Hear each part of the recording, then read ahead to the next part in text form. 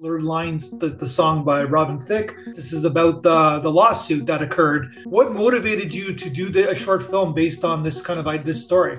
My parents are musicians and my dad created a music course. And one of the things that he had a whole unit on was about the inner workings of the music industry. And he would cover lawsuits because it was a good way of showing how the music industry worked.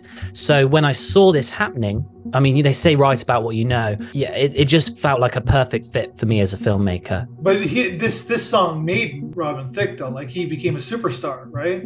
Yes, overnight. Overnight superstar. And when I was researching it, Robin Thicke, the character he portrayed in the music video with the sunglasses and this ladies' man, this cool person, he felt that he was portraying a character as soon as he became famous. For him to kind of get over that period in his life, he had to let go of that character. If you watch the film, there's this motif with the sunglasses. It starts with him putting the sunglasses on. It finishes with him taking the sunglasses off, which metaphorically syncs with the true story, which is that he was propelled to fame. He had to pretend to be this famous person. And in the end, he kind of let that go and just let go of that fake persona.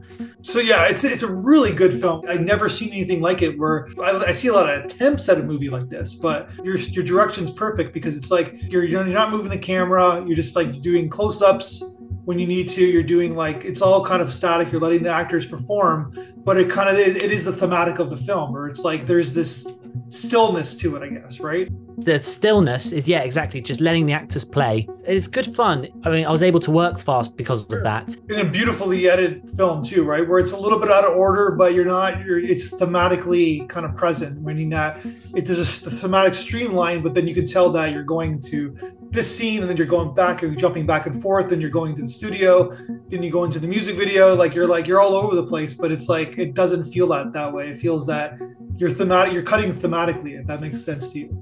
For me, it's sound, it's musical. It's the sound of, the hustle bustle of all the interviews. Hard cut to the deposition room where it's still and silent. Hard cut to back in time when they're writing the song and it's momentum. It's very musical up and down and chorus, verse, finding a way of listening to it as well as seeing it. So you wrote the script. That's a pretty ambitious film because you have to cast two actors to play versions of real life characters. So they have to look like them, but at the same time, we have to be convinced that they're them. It's a very daunting task. Yeah, I pitched it to some short film funders. I pitched them to some producers who I'd worked with before. One of them said it was impossible. They said, look, everything rides on you casting these two. But the film's magic trick, I said, you're looking at it the wrong way. I said, the film is actually quite low budget. The magic trick of it, though, all I have to do is cast two people. And if I can find them, then everything else will make sense. It will look $1 million. Did you already have the actors in your mind?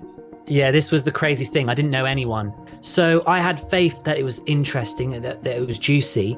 And if it's a juicy subject and it's exciting, then you will attract the right people to you.